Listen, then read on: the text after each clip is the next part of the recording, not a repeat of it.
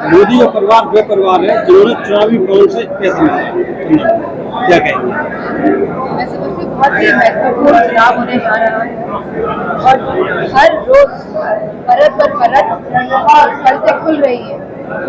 लोग समझ रहे हैं, लोग जान रहे हैं और जिस तरह के काम इस सरकार में हुए हैं, कहीं पे सड़क धंस रही है, कहीं पे पूरे किसानों की जो मवेशी है, जो आवारा पशु है, फसल चर दे रहे हैं, यहाँ युवाओं के पास रोजगार नहीं है, तो लोग आक्रोशित हैं। और अगर सही ढंग से चुनाव हो जाए बिना किसी पक्षपात के, तो भाजपा पूरी तरह हारने जा रही है। अमित शाह जी कह रहे हैं पाकिस्तान भारत का हिस्सा है, वहाँ के हिंदू भाई हो या मुस्लिम हो, सब हमारे हैं। मैं समझती हूँ कि जब जब चुनाव आता है तब इस तरह की बातें हमेशा होती रही है, खाली उनका ढंग बदल जाता है। तो ये चुनावों को एक तरह से मोड़ने का और लोगों के जो मन है उसमें एक तरफ से वहम डालने का इरादा रखते हुए ये सब बातें बोली जा रही है, क्योंकि सब जानते हैं कि आम जनता परेशान है, चाहे वो महंगाई हो, चाहे वो महिला सुरक्षा हो, चाहे वो सड़कें हो, चाहे वो किसान हो, चाहे वो शिक्षा हो, चाहे वो स्वास्थ्य हो। अमित शाह कह रहे हैं कि इलेक्ट्रो बॉन्ड से मुझे 600 करोड़ मिले हैं, दूसरे को 1400 करोड़ मिले, तो मुझे क्या दिक्कत है? मैं इस तरह की टिप्पणी नहीं देना चाहूंगी, क्योंकि कल को भी शायद सुप्रीम कोर्ट ने कहा है कि आइडेंटिटी कोड्स देंगे, तब एकदम क्लियर पिक्चर आएगी कि क्या हुआ है।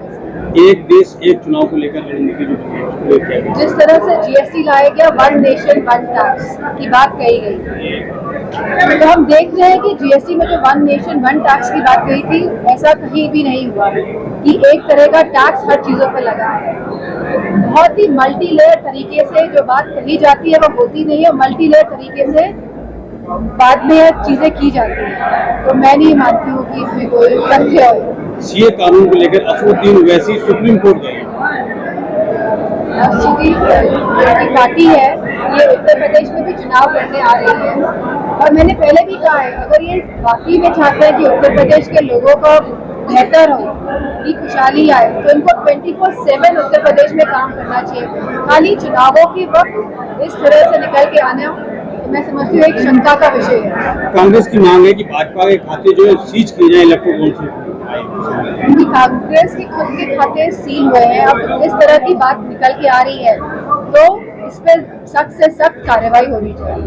ये दिन चंद्रशेखर आजाद को नगीना सीट से लड़ने का गठबंधन में शामिल होने की बात की थी, लेकिन अखिलेश जी ने नगीना सीट से चंद्रशेखर रावत को इन्वाइट किया था गठबंधन में देने बना के, लेकिन वो उम्मीदवार नगीना ने ये राष्ट्रीय नेतृत्व का सवाल है, तो जब अखिलेश जी राष्ट्रीय अध्यक्ष जी आएंगे तब आप उनसे सवाल करेंगे।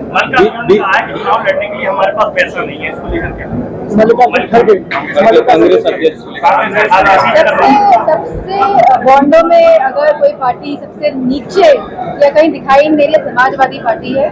और मुझे खुशी है कि समाजवादी पार्टी की जो छवि है वो लगातार बेहतर हो रही है और जनता इस बात को समझ रही है कि समाजवादी पार्टी खाली एक ऐसी सरकार थी जिसने उत्तर प्रदेश में काम करके दिखाया है, जिसने युवाओं को रोजगार दिया है, जिसने महिलाओं के ऊपर काम किया है लगातार, और जिसने किसानों के लिए भी काम किया है।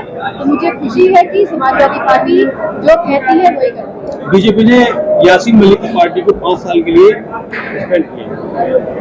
जी, चुनाव आते ही मुख्यमंत्री योगी आदित्यनाथ जी खुद सभा कर रहे हैं, जिले जिले में जाकर जनसभाएं कर रहे हैं, क्या लगता है कहीं सभाएं हुई है बीजेपी पार्टी, समाजवादी पार्टी के चुनाव को दौरा कर रहे हैं? मुझे पता है कि मुख्यमंत्री भाजपा के कुछ दौरा मैडम एक लास्ट क्वेश्चन कर रहे हैं जी। अभी चुनाव बिल्कुल नजदीक है और आज आचार संहिता लग जाएगी, निष्पक्ष चुनाव को लेकर समाजवादी पार्टी क्या स्टैंड करती है और क्या लगता है कि निष्पक्ष चुनाव इस बार लोकसभा में देखने को मिलेगा? तो कई बार आपने आरोप लगाया एजेंसियों का दुरुपयोग, तो ऐसे में क्या तैयारी है? ये तो जग जाहिर बात है कि एजेंसियों का दुरुपयोग हो रहा है। सभी एजेंसियां नतमस्तक है केंद्र के प्रति, और जो केंद्र से निर्देश मिलता है एजेंसियां उसी तरह चलती है।